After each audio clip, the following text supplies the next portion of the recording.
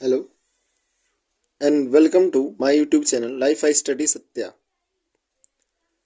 आज हम लोग क्लास 6 नवोदय विद्यालय के एंट्रेंस एग्जाम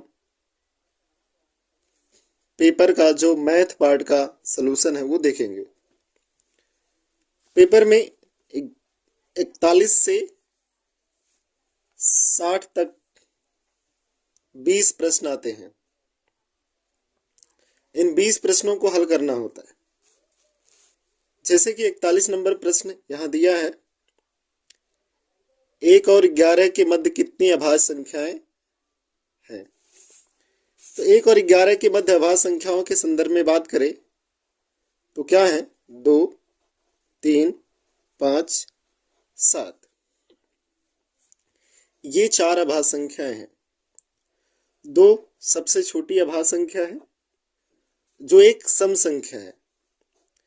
इस 2 के अतिरिक्त कोई भी संख्या सम संख्या नहीं होती है। कैसी? अभाज्य संख्याओं में। अभाज्य संख्याओं में 2 के अतिरिक्त कोई भी संख्या सम संख्या नहीं होती है। तो यही 4 अभाज्य संख्याएं हैं। इसका उत्तर ऑप्शन बी होगा 4। क्वेश्चन नंबर 42 की बात करें, 999 गुणे 9999, इन दोनों का गुणनफल ज्ञात करना है। इनका गुणनफल 99,89,001 होगा। इसका उत्तर ऑप्शन सी होगा। बात करें 43 नंबर क्वेश्चन, क्या है यहाँ, अगर हम यहाँ देखें तो क्या कह रहा है, 0.2 तथा 0.03 का गुणनफल क्या होगा, 0.2 गुणे 0.03। तो यहाँ अंकों का गुणा कर ले, 2 और 3 है, 2 और 3 का गुणनफल क्या हुआ, 6। और अब देखें यहाँ 2 अंक के बाद दशमलव, यहाँ 1 अंक के बाद दशमलव, तो इस गुणनफल में टोटल क्या होगा, 3 अंक के बाद दशमलव लगेगा। 1 अंक ये आया तो दूसरा अंक 0 लेंगे, तीसरा अंक भी 0 लेंगे और यहाँ दशमलव लगाएंगे। इस प्रकार हमारा जो उत्तर है ऑप्शन ए हो जाएगा। 44 नंबर प्रश्न की बात करें, 64 के सभी गुणनखंडों का योगफल, 64 के सभी गुणनखंडों का योगफल। तो 64 के गुणनखंड का मतलब क्या होगा कि 64 के गुणनखंड की जब बात करेंगे, इसका मतलब क्या, 64 किन किन संख्याओं से कटता है। तो हम लोग देखें, 1, 2, 4, 6, 8, 16, 32 और 64, इन सभी संख्याओं से 64 विभाजित होगा। यही सभी संख्याएं क्या हैं, 64 के गुणनखंड हैं। अब इनको हम जोड़े तो क्या हो सकता है, तो इनको जोड़ने पर जो योगफल आएगा वो 127 आएगा। जैसे 64 ये है, 32 ये, 16 ये है। हम लोग बात करें 6 4 10, 10 3 13, 13 8 21, और इन सबको हम लोग जोड़ेंगे तो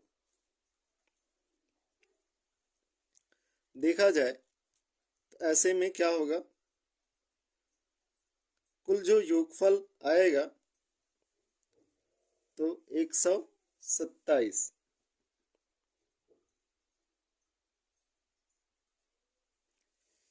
गलत हो गया, ये 6 नहीं होगा, साला 6 नहीं होगा, ये पाएगा।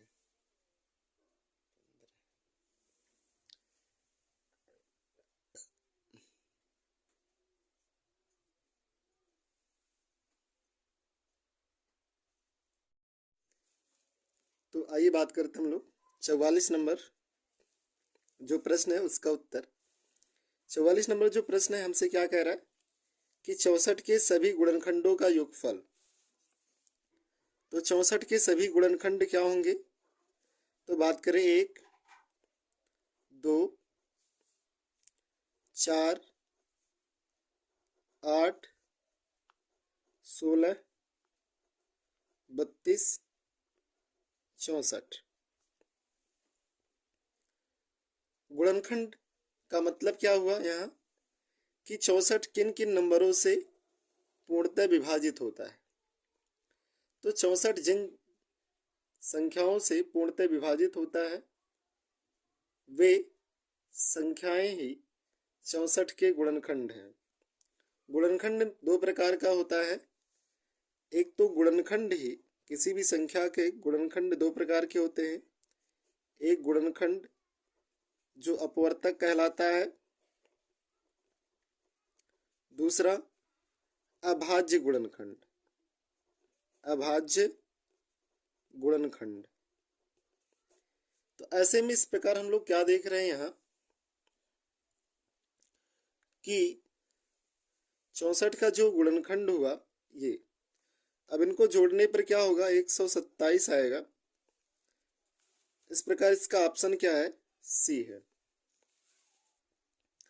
अगला हम 45 नंबर प्रश्न के बारे में बात करें। 20 और 30 का सबसे बड़ा सार्वगुणनखंड। 20 व 30 का सबसे बड़ा सार्वगुणनखंड, इसका मतलब क्या है? अगर हमें सबसे बड़ा सार्वगुणनखंड निकालना है तो 20 व 30 का सबसे बड़ा सार्वगुणनखंड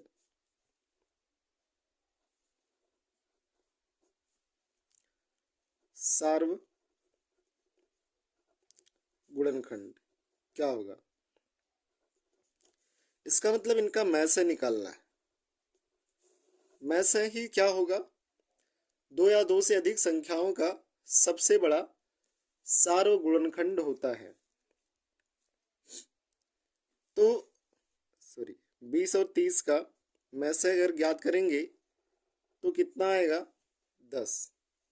इस प्रकार 45 नंबर जो प्रश्न है इसका उत्तर क्या है? Option C 10। ऑप्शन सी कितना? 10। 46 नंबर प्रश्न को हम लोग देखते हैं। 46 नंबर में क्या कह रहा है? निम्नलिखित को सरल कीजिए। सरल करना है तो इनको जोड़ना है और फिर इसको घटाना है। अब बहुत आसान सा प्रश्न है, ऑप्शन देखकर इसे लगा सकते हैं। हमने देखा क्या, यहाँ जो प्लस वाली संख्याएं हैं इसमें 1 अंक के बाद दशमलव है, इसमें 2 अंक के बाद दशमलव, इसमें 3 अंक के बाद दशमलव है, और जो हमें घटाना है उसमें 4 अंक तक दशमलव है। इसका मतलब यहाँ पर जो चौथा अंक है दशमलव के दाहिनी ओर, चौथा अंक वो 0 होगा। चौथा अंक हमें क्या मिलेगा? 0 मिलेगा। और जब 0 में से 2 घटाने की बात आएगी तो हमें हासिल लेना पड़ेगा। तो 10 होगा, 10 में से 2 घटाना होगा तो 8। अब 8 यहाँ इन ऑप्शनों में से दशमलव के दाहिनी ओर चौथा अंक 8 कहाँ पे है? सिर्फ ऑप्शन बी में है। इस प्रकार इसका जो उत्तर है ऑप्शन बी सही होगा। आइए आगे हम लोग बात करते हैं प्रश्न नंबर 47 के संदर्भ में। प्रश्न नंबर 47 भी एक आसान सा प्रश्न है। सिर्फ में गुणा करना है। गुणा में अंकों को गुणा कर लेंगे। 1 का गुणा 1 में करेंगे या 1 का गुणा कितनी बार स्वयं में करें तो उसका मान 1 ही आएगा। 1 का गुणा अगर हम 3 बार आपस में करते हैं तो 1 आएगा। अब यहाँ 1 अंक के बाद दशमलव, फिर यहाँ 1 अंक के बाद दशमलव, यहाँ 1 अंक के बाद, तो इस प्रकार उसके गुणनफल में 3 अंक के बाद दशमलव हो जाएगा। इस प्रकार ऑप्शन बी क्या होगा? हमारा उत्तर होगा। 47 और 48 नंबर की बात करें। अब 48 नंबर प्रश्न पर बात करते हैं तो क्या होगा। तो हमने देखा क्या, यहाँ 3/3/2 गुणे 2 प्लस 3/2 का मान पूछ रहा है। तो 3/2 भागा 3/2 करेंगे तो क्या होगा, उसी संख्या से उसी संख्या में भाग दे रहे हैं। 3/2 में 3/2 से ही भाग दे रहे हैं, तो भागफल क्या आएगा, 1 आएगा, 1 आएगा। 1 का गुणा 2 में होगा तो 2 होगा। 2 प्लस 3/2 सॉल्व कर लेना है। 2 प्लस 3/2 कितना हो जाएगा, 2 का गुणा 2 में, 2 दूना 4 और 3 7, 7/2 ये इसका उत्तर है। ये ऑप्शन कहाँ पे है, सी में है। 49 नंबर की बात करें तो दशमलव में बदलना है, तो 1000 से भाग देना है। तो जब हम किसी संख्या में 10 या 10 के गुणज वाली संख्या से भाग देते हैं तो सिर्फ क्या करते हैं, उसमें दशमलव लगाते हैं। यहाँ कितना जीरो है, 3 जीरो है, तो इसमें 3 अंक के बाद दशमलव लग जाएगा। तो इस प्रकार 49 नंबर का उत्तर क्या होगा, ऑप्शन सी। अब देखिए 50 की बात करते हैं। 50 भिन्न के रूप में लिखना है, किसको, 0.238, 0.238 को हमें भिन्न के रूप में लिखना है। तो हम क्या करेंगे, तो हमने देखा ये सिंपल या सामान्य दशमलव संख्या है। जब ये सामान्य दशमलव संख्या या शांत दशमलव संख्या है, तो अगर शांत दशमलव संख्या है तो उसमें जो अंक है उसको लिख लेते हैं, उसके बटे 1 लगाते हैं। जितने अंक के बाद दशमलव है उतना जीरो हम लगा देते हैं। अब छोटा होने लायक है तो छोटा कर लेते हैं, तो ये 2 से कटेगा क्योंकि ये भी सम संख्या ये भी सम संख्या, तो काट देंगे तो क्या होगा, यहाँ काटने पर आएगा ऑप्शन 1, 119/500। देखिए 51 नंबर प्रश्न की हम लोग बात करें, क्या होगा, कह रहा है क्या कि 100 सेंटीमीटर स्क्वायर को मीटर स्क्वायर में बदलने पर क्या प्राप्त होगा। तो इसको हम सॉल्व कर सकते हैं। तो हमने देखा क्या, ये कह रहा क्या, 100 सेंटीमीटर स्क्वायर, इसको हमें बदलना है क्या, मीटर स्क्वायर में। हम जानते हैं 100 सेंटीमीटर स्क्वायर का मतलब क्या, 100 गुणे 1 सेंटीमीटर स्क्वायर, अर्थात 100 गुणे 1 सेंटीमीटर गुणे 1 सेंटीमीटर। 1 सेंटीमीटर बराबर कितना मीटर होता है, तो हमने देखा 100 गुणे 1 बटा कितना, 100। 1 सेंटीमीटर बराबर क्या, 1/100 मीटर। जानते हैं 1 मीटर बराबर क्या, 100 सेंटीमीटर। तो 1 सेंटीमीटर बराबर कितना, 1/100 मीटर। ऐसे में क्या हुआ, 1 सेंटीमीटर बराबर क्या हुआ, 1/100 मीटर। फिर 1 सेंटीमीटर बराबर क्या होगा, 1/100 मीटर। तो इस प्रकार ये सेंटीमीटर स्क्वायर किस में बदल गया, मीटर स्क्वायर में। अब इसको सॉल्व कर लेते हैं। 100 से 100 कैंसिल हो गया, बचा क्या, 1/100। अब इसका दशमलव में मान क्या होगा, 0.01, और ये मीटर स्क्वायर में बदल गया है। ऐसे में हमारा ऑप्शन क्या आएगा, ऑप्शन बी। इस प्रकार 51 नंबर प्रश्न का जो उत्तर हुआ क्या, ऑप्शन बी। आइए 52 नंबर प्रश्न पर बात करते हैं। 52 नंबर प्रश्न भी आसान सा प्रश्न है। क्या कह रहा है आपसे, एक रेलगाड़ी दिल्ली से जयपुर के लिए प्रातः 10:45 पर चलती और जयपुर सायं 30:30 पर पहुंच आती है। यात्रा का समय क्या होगा। देखिए कब चल रही है? 10:45 पर निकल रही है, 10:45 AM पर, और सायं 3:30 PM पर पहुंच रही है, 3:30 PM पर पहुंच रही है। कहाँ से? दिल्ली से जयपुर। अब देखिए, यहाँ हम देखें, अगर 15 मिनट कम है, नहीं तो 11 बज जाता, तो यहाँ से हम 15 मिनट इसमें ऐड कर लेते हैं। तो ये मान लेते हैं क्या, 3:45 कर लेते हैं इसको। यहाँ का जो 15 मिनट है यहाँ ऐड कर लेते हैं, तो यहाँ का जो 15 मिनट है यहाँ जब ऐड कर लेते हैं तो 3:45 हो गया। अब इसको हम क्या मान सकते हैं? 11 मान सकते हैं। अब 11 AM से 3:45 PM तक ट्रेन चल रही है।